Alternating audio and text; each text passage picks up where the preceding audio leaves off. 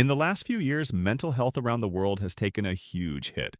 That's why we're more committed than ever to creating content that helps people understand themselves and work through their struggles. Thanks for being part of this journey. But hey, have you ever really thought about your childhood? Like, did you grow up in a healthy environment? Childhood is supposed to be a time of joy, growth, and feeling safe. It's when we first learn about the world, through the people who raised us. But not everyone gets to grow up in a happy family. If you were neglected or hurt as a kid, you might still be carrying that pain, without even realizing how toxic it was. Maybe you even thought it was normal.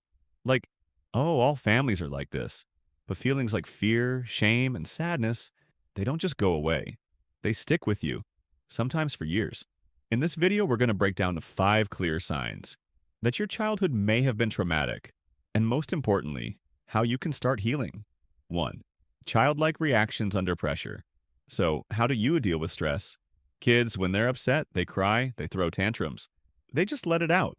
But imagine a grown adult stomping their feet in the middle of a boring office meeting. Yeah, adults are supposed to handle problems in a mature way. But if you had a rough childhood, you might find yourself snapping back into childlike behavior when life gets tough. This is called age regression. It's a defense mechanism your brain uses to escape stress. Examples: talking in a baby voice, random angry outbursts, pacing or rocking back and forth, clinging to stuffed animals or toys. How to heal. Try mindfulness or meditation. Spend 5 to 10 minutes a day focusing on your breath.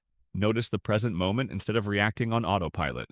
Over time, you'll feel more in control. 2-point insecure attachment. In psychology, there's something called attachment theory. It says the way your parents treated you as a kid shapes how you connect with people later in life. If you grew up in a safe environment where your parents met your needs, you probably learned to trust others and feel good about yourself. But if your childhood was unstable or neglectful, your brain might have learned people aren't reliable. And the result? You don't trust easily. You're scared of getting close. You feel unworthy of love. How to heal. Try journaling. Write about how you feel in your relationships. With time, you'll start noticing patterns, and you'll get better at understanding yourself. 3. Avoiding conflict at all costs. Were you allowed to speak up as a kid?